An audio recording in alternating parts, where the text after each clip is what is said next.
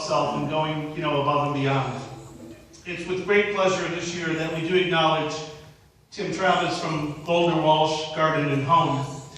Tim's been a member of the Chamber for as long as I've been involved in, so he's hosted member coffees, he's donated many items to us for auction items. He's got a really cool place. So if you've not been to Goldner Walsh, it's a hidden jewel in the city of Pontiac. I really encourage you to go and check out his place. You'll run into chickens and goats and greenhouses and gnomes and just unbelievable things. But Tim and his team do a great job of trying to support the sustainability of our communities. I want to read just a little bit from the nominating application. And just so you know, the staff, we just don't pick somebody. We actually do have a nominating process. And then there's a committee that reviews the applications and makes the ultimate selection. And that's what we did this year with Tim. Just a few tidbits from the application. Tim engages other businesses as co-professionals and not competitors. When times are tough, Tim always manages to have fun and encourages his team members to do the same. Goldner Walsh Garden and Home has been nominated for Michigan Top 50 Small Businesses 3 years in a row, including this year. Goldner Walsh, through Tim, has benefited many organizations, as I said, in our community, including the Judson Center, Salvation Army, Common Ground, Birmingham Youth Assistance, the Baldwin Library, Habitat for Humanity, Lighthouse of Oakland County, and many more. It's for these reasons, and coupled with this passion to our community, that we present our 2016 Business Person of the Year Award to Tim Travis.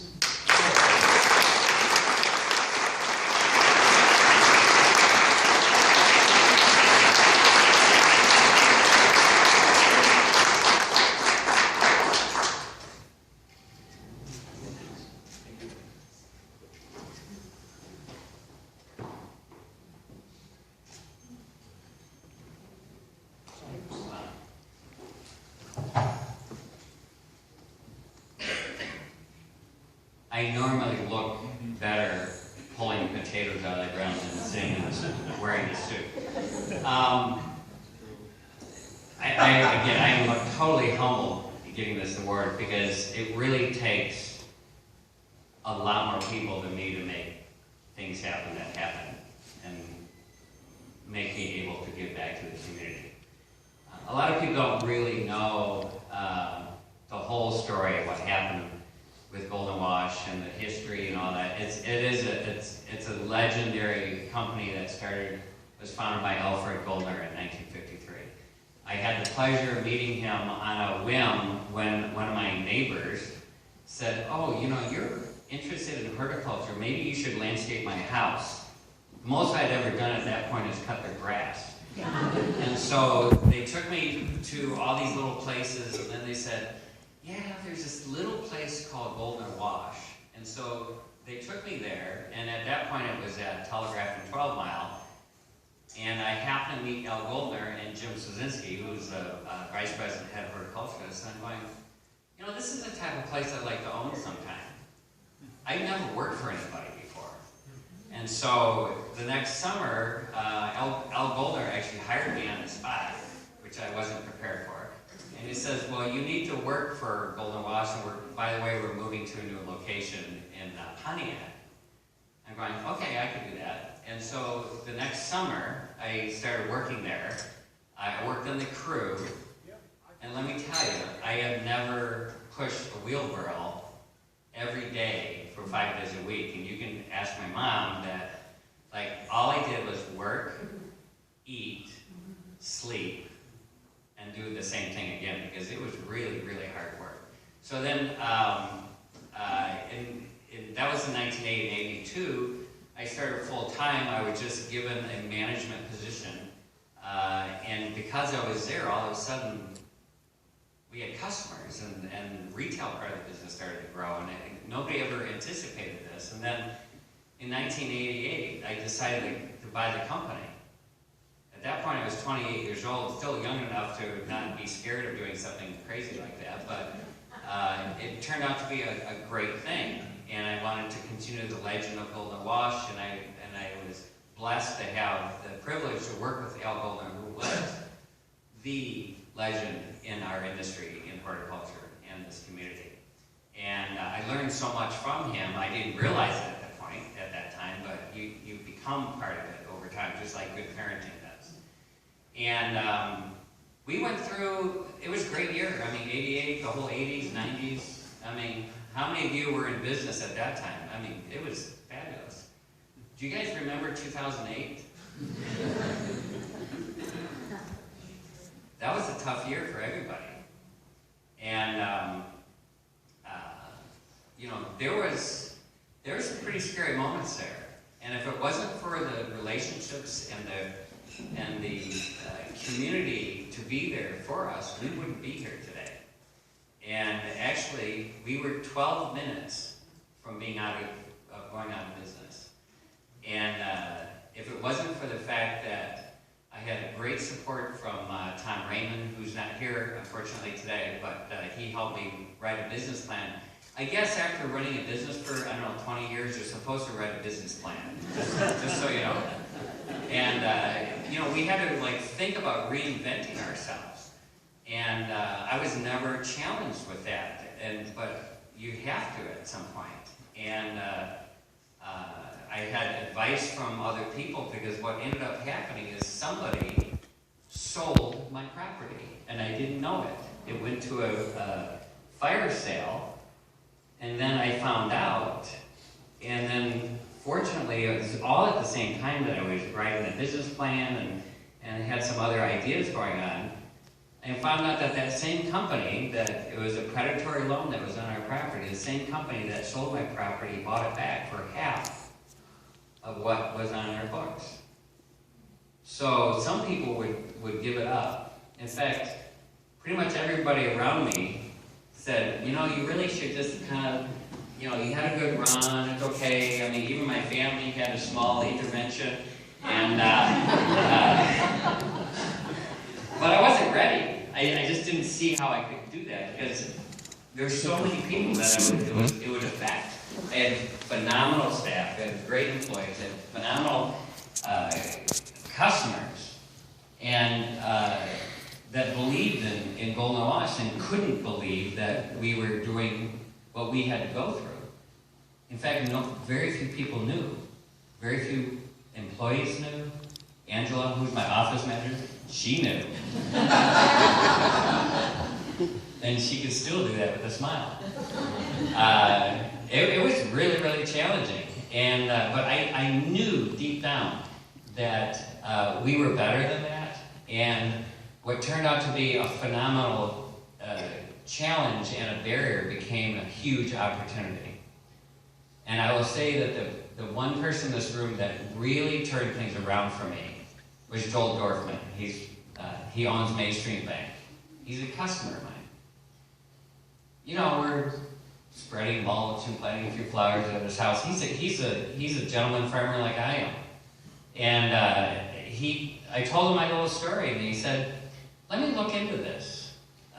So he checked out, you know, he did a little appraisal of the business and the property, and says, you know, these guys are really trying to steal from you. So he rewrote the loan. He bought my company back for half of what I owed on it.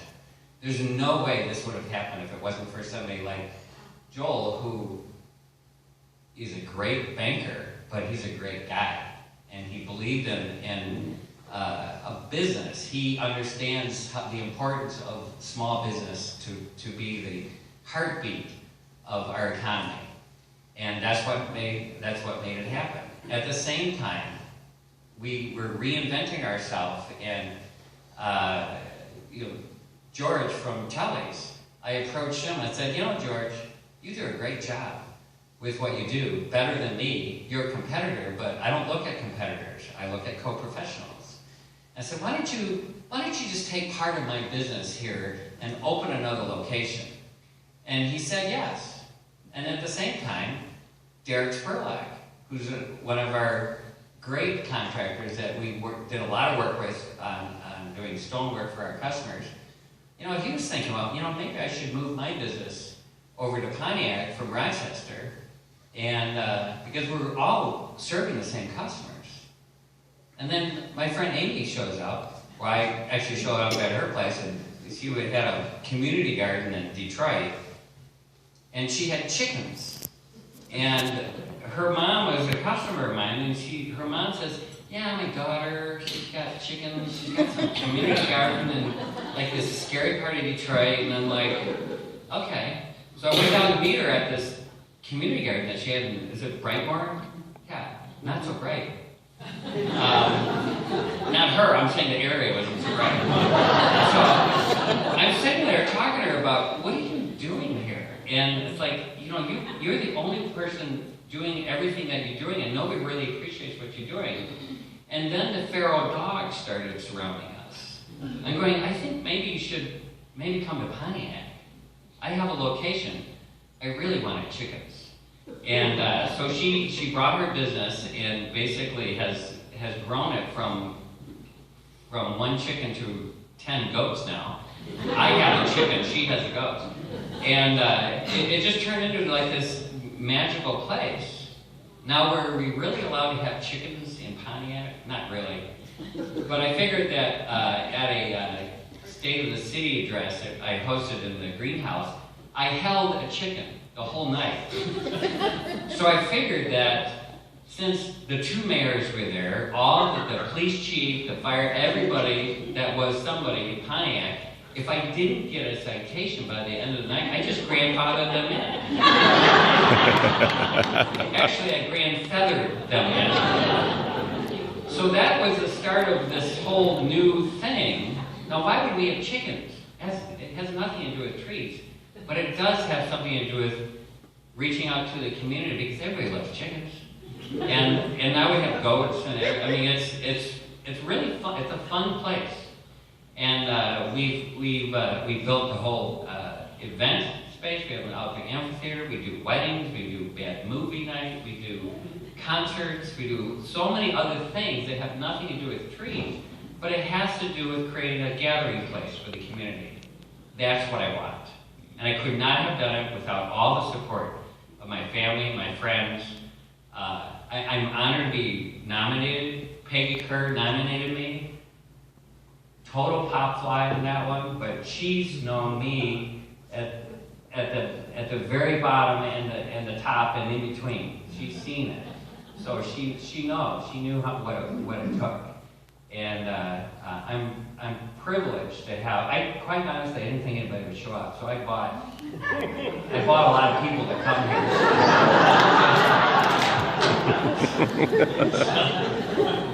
So anyway, I'm thrilled to be part of this. I think what the Chamber does is phenomenal. Small business is the heartbeat of the economy. I'm just a guy that likes to sell trees, but I completely get what it takes to be a business owner. It's a humbling profession, but we're wired differently. I don't recommend it to anybody, but it is very satisfying for me, and I'm so glad that I could give back to not just my employees, but the community and the other businesses around here. Thank you very much.